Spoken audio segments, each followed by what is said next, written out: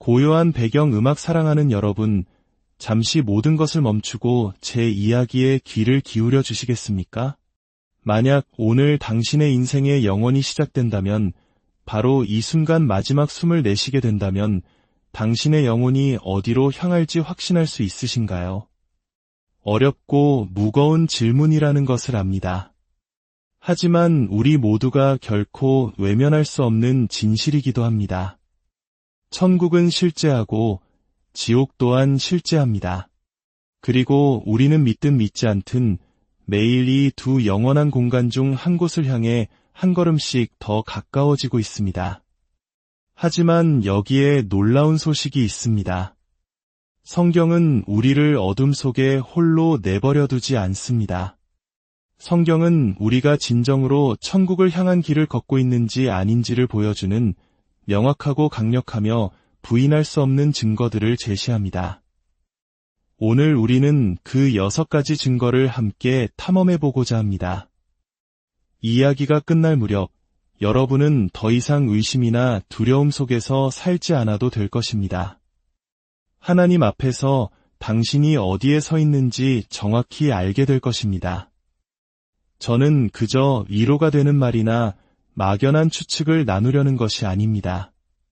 오직 살아있는 하나님의 말씀, 그 진리 속으로 여러분을 인도할 뿐입니다. 영원의 빛 아래 당신의 영혼을 비춰볼 준비가 되셨다면 저와 함께 이 여정을 끝까지 함께해 주십시오.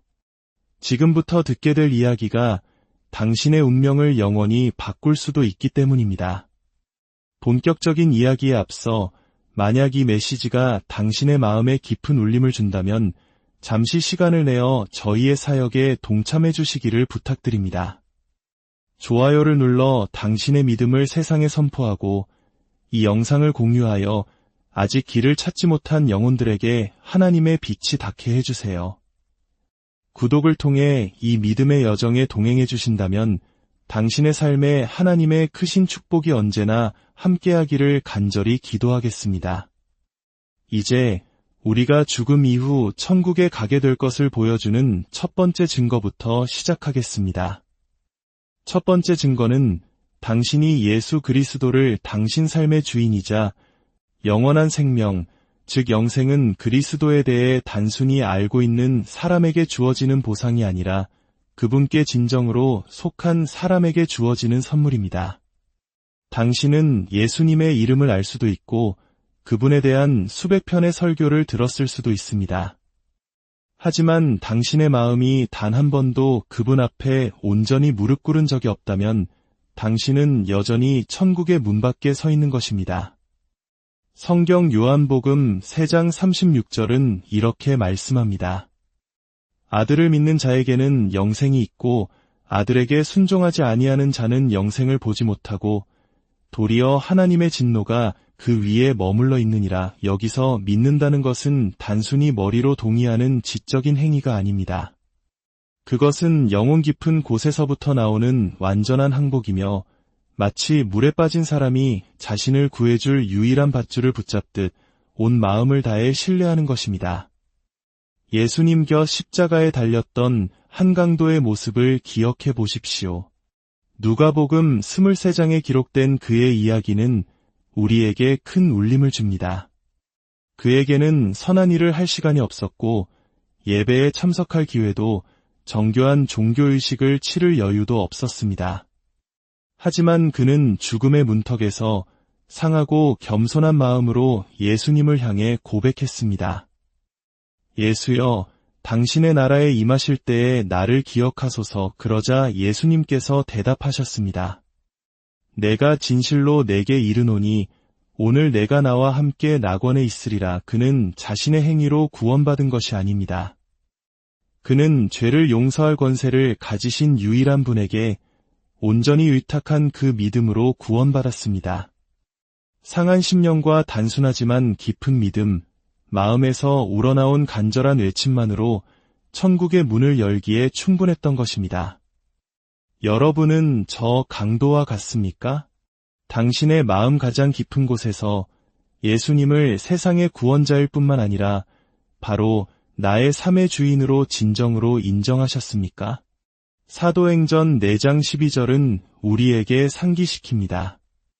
다른 이로서는 구원을 받을 수 없나니 천하 사람 중에 구원을 받을 만한 다른 이름을 우리에게 주신 일이 없음이라 하였더라. 선한 행위로도 나의 공로로도 아닌 오직 단 하나의 이름, 예수 그리스도의 이름으로만 우리는 구원받을 수 있습니다. 만약 오늘 당신이 예수님께 온전한 신뢰를 드리고 당신의 마음과 영혼, 그리고 영원한 운명을 그분의 손에 맡겼다면 당신은 기쁨과 평강 속에서 걸어갈 수 있습니다. 죽음조차도 그 어떤 것도 당신을 그리스도 예수 안에 있는 하나님의 사랑에서 끊을 수 없기 때문입니다. 하지만 마음 깊은 곳에서 여전히 불확실함을 느낀다면 기억하십시오. 오늘 아직 은혜의 문은 열려 있고 천국의 문은 닫히지 않았습니다. 망설이지 마십시오. 머리 숙여 회개하고 그분을 영접하십시오. 입술의 고백만이 아니라 당신의 삶 전체로 말입니다. 두 번째 증거는 제가 당신에게 만족감이 아닌 슬픔과 고통을 줄 때 나타납니다. 예수님께서는 마태복음 5장 4절에서 말씀하셨습니다. 애통하는 자는 복이 있나니 그들이 위로를 받을 것이며, 여기서 말씀하시는 애통은 일시적인 상실에 대한 눈물이 아닙니다. 그것은 하나님의 거룩하심과 우리 자신의 죄된 마음 사이의 깊은 간극을 깨달을 때 터져나오는 통곡입니다. 이 모습을 누구보다 선명하게 보여주는 인물은 바로 베드로입니다. 그가 예수님을 3번 부인했을 때 예수님께서 돌이켜 그를 바라보셨습니다. 성경은 그가 밖에 나가서 심히 통곡했다고 기록합니다. 그것은 순간적인 후회가 아니었습니다. 자신을 그토록 사랑했던 분에게 씻을 수 없는 상처를 입혔다는 고통에 마음이 찢어지는 비통함이었습니다. 바로 그 회개가 베드로를 다시 일으켜 세웠고 그를 회복시켰으며 초대 교회의 굳건한 반석으로 만들었습니다. 하나님께 택함받은 영혼은 죄악 속에서 평안히 잠들 수 없습니다. 성령님께서 당신 안에 거하실 때 그분은 당신의 영혼을 흔들어 깨우셔서 예전처럼 살아가는 것을 불가능하게 만드십니다. 죄가 당신을 짓누르는 무거운 짐처럼 느껴지게 하여 구원자께 달려가 용서를 구하고 변화되기를 갈망하게 하십니다. 진정한 회개는 단순한 감정이 아니라 삶의 방향을 바꾸는 것입니다. 그것은 영혼 깊은 곳에서부터 나오는 절규입니다. 주님, 더 이상 주님께 상처를 드리고 싶지 않습니다. 부디 저를 거룩하게 만들어 주십시오. 당신은 죄에 빠졌을 때마다 슬픔을 느낍니까? 하나님께로 돌아오기 전까지 마음이 불안하고 불편합니까? 매일 더욱 정결하고 거룩해지기를 갈망하십니까? 만약 그렇다면 그것은 성령님께서 당신 안에서 일하고 계시다는 강력한 증거입니다. 하나님께 속한 자들은 결코 불결함 속에서 만족하며 살 수 없습니다. 그들은 용서만을 구하는 것이 아니라 거룩해지는 것, 즉 성화를 갈망합니다. 그리고 그리스도를 더욱 닮아가고자 하는 그 갈망이야말로 당신이 영원한 영광으로 이르는 길 위에 서 있다는 가장 위대한 증거입니다. 세 번째 증거는 당신이 성령의 열매를 맺고 있다는 것입니다.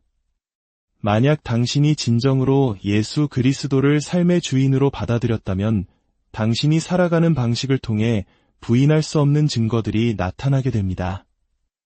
요한복음 15장 8절에서 예수님은 말씀하셨습니다. 너희가 열매를 많이 맺으면 내 아버지께서 영광을 받으실 것이요 너희는 내 제자가 되리라. 좋은 나무는 좋은 열매를 맺습니다. 마찬가지로 진정한 그리스도인은 그 삶에서 영적인 열매들을 드러내게 됩니다. 그렇다면 이 열매들은 무엇일까요? 갈라디아서 5장 22절에서 23절은 우리에게 명확한 답을 줍니다. 오직 성령의 열매는 사랑과 희락과 화평과 오래 참음과 자비와 양선과 충성과 온유와 절제니 이것들은 당신이 억지로 만들어내는 것들이 아닙니다. 오히려 성령님의 강력한 임재로 변화된 삶에서 자연스럽게 맺히는 결과물입니다. 우리 자신에게 솔직해져 봅시다. 사랑. 당신은 당신에게 상처를 준 사람까지도 사랑할 수 있습니까? 아니면 마음속에 원망과 미움을 품고 있습니까? 기쁨. 당신의 기쁨은 상황에 따라 흔들립니까? 아니면 그리스도로 인해 흔들리지 않는 깊은 기쁨을 누리고 있습니까?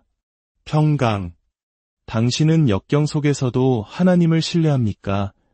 아니면 끊임없는 두려움 속에 살고 있습니까? 기억하십시오.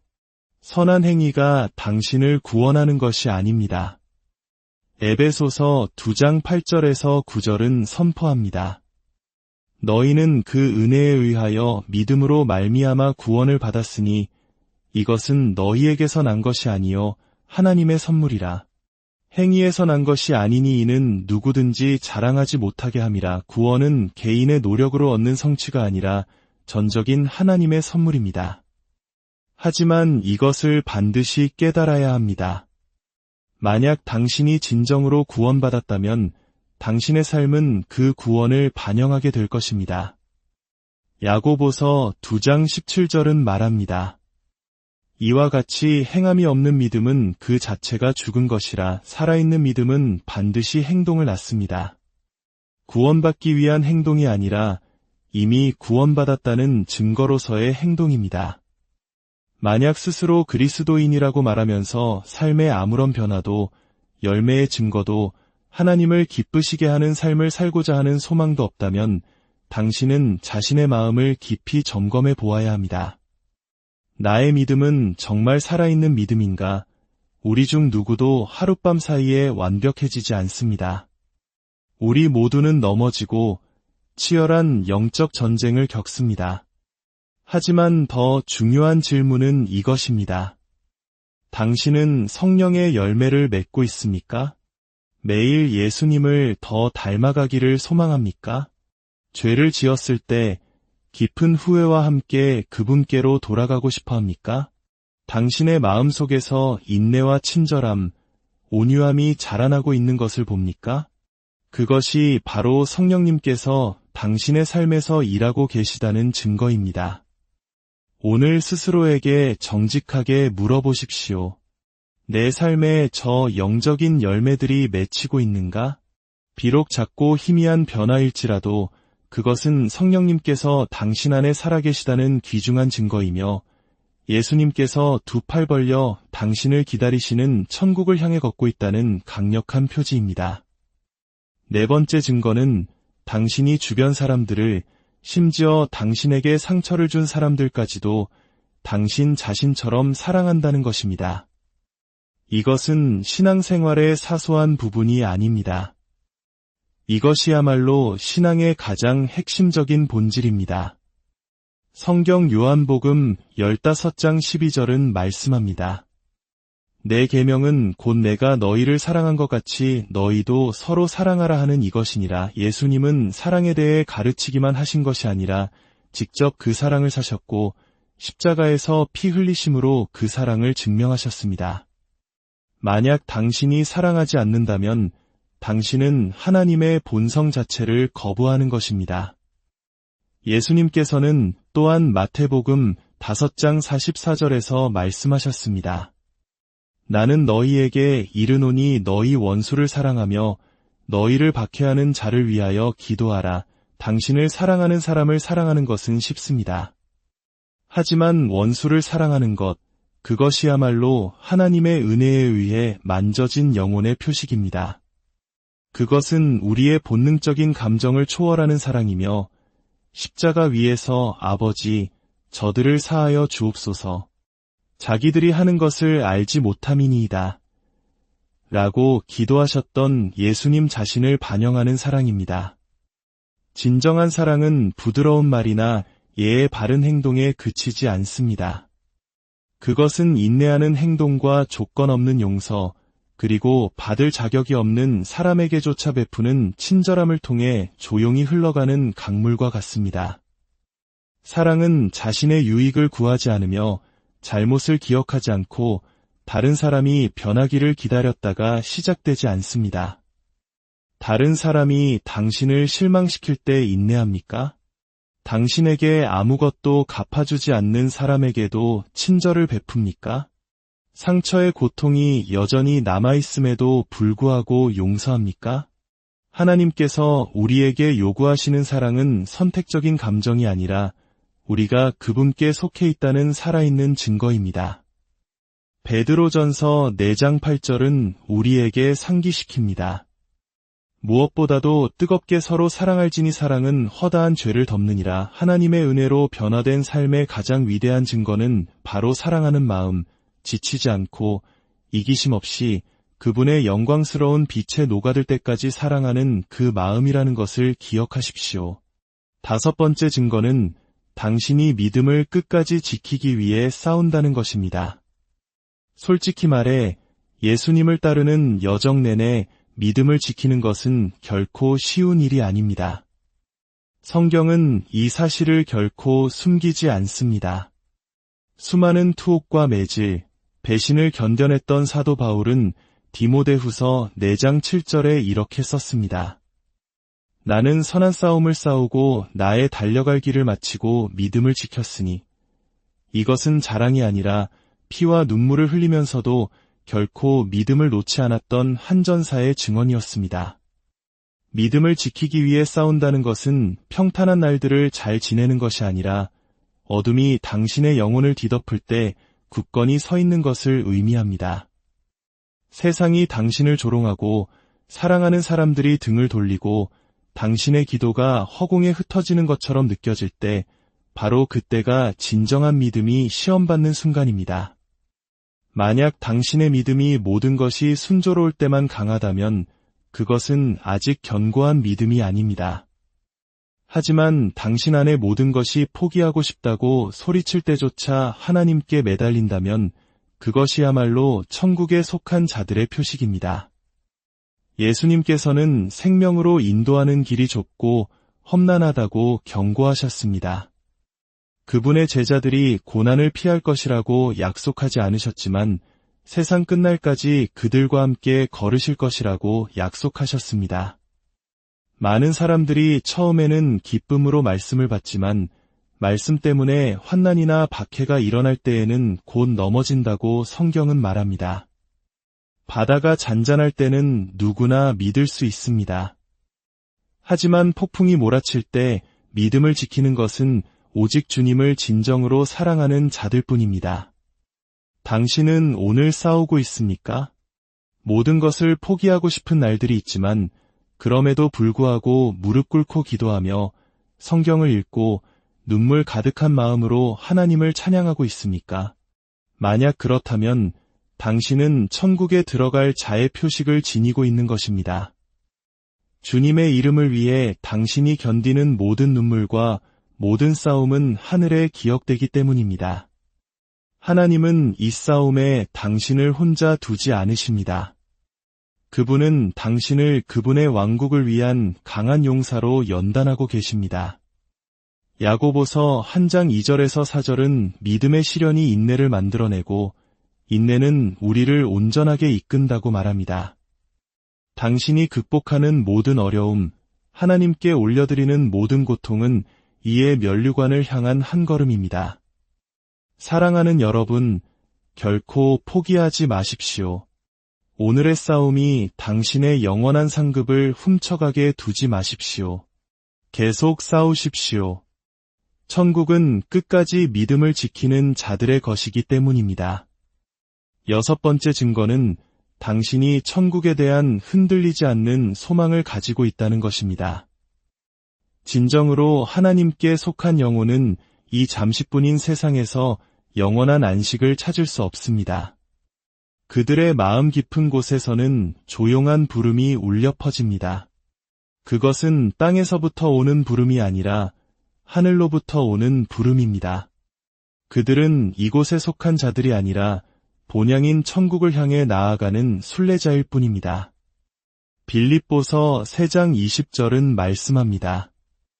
그러나 우리의 시민권은 하늘에 있는지라 거기로부터 구원하는 자곧 주 예수 그리스도를 기다리노니 진정으로 구원받은 사람은 덧없는 것들의 먼지 위에 자신의 삶을 쌓지 않습니다.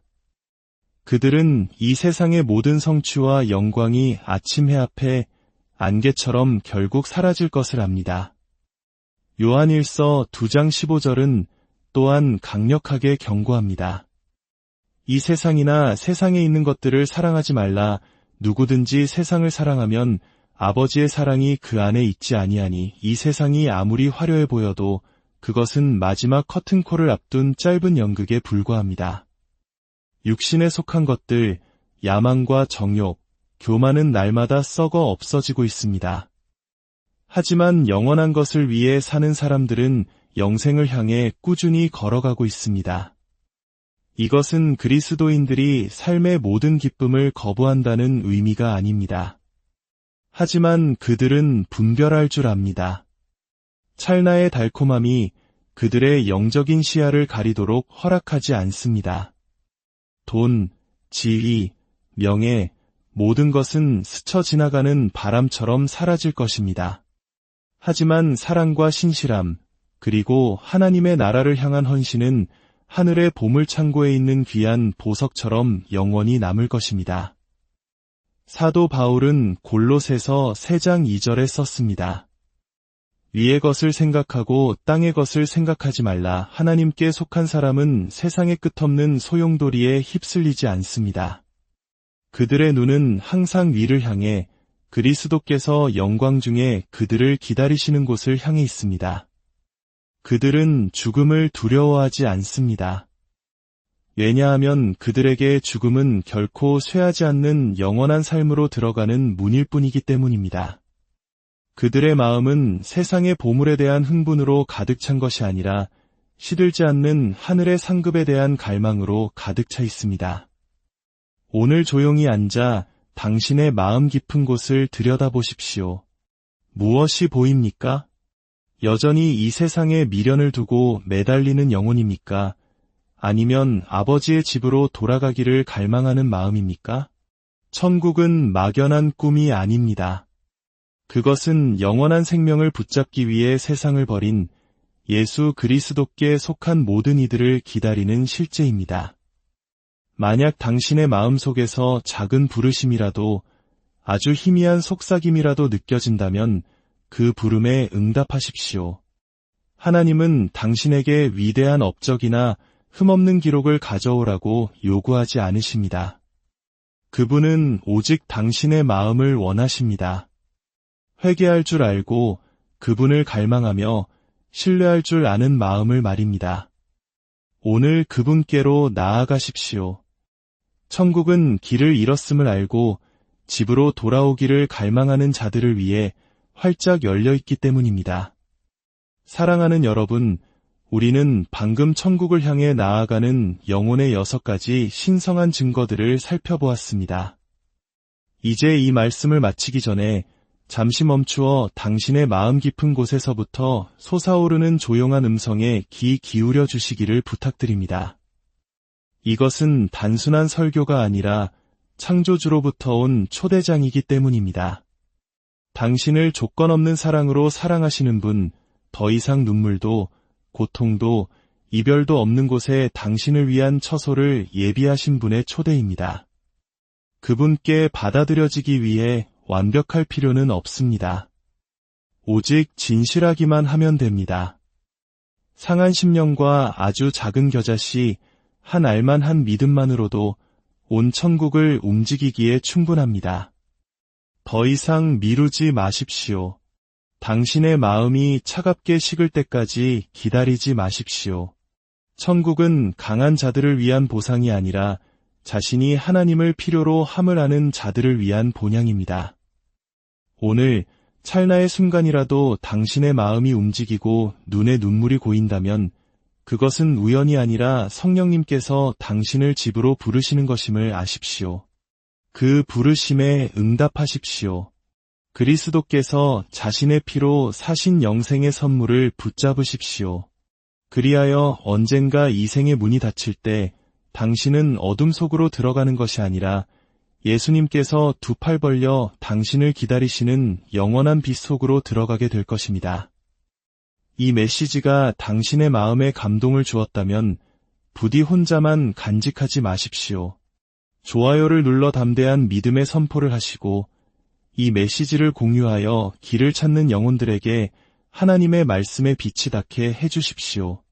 그리고 아래 댓글에 아멘이라고 남겨주시어 주님, 제가 주님의 부르심을 들었고 이제 제가 응답합니다. 라고 하늘을 향해 외치는 당신의 힘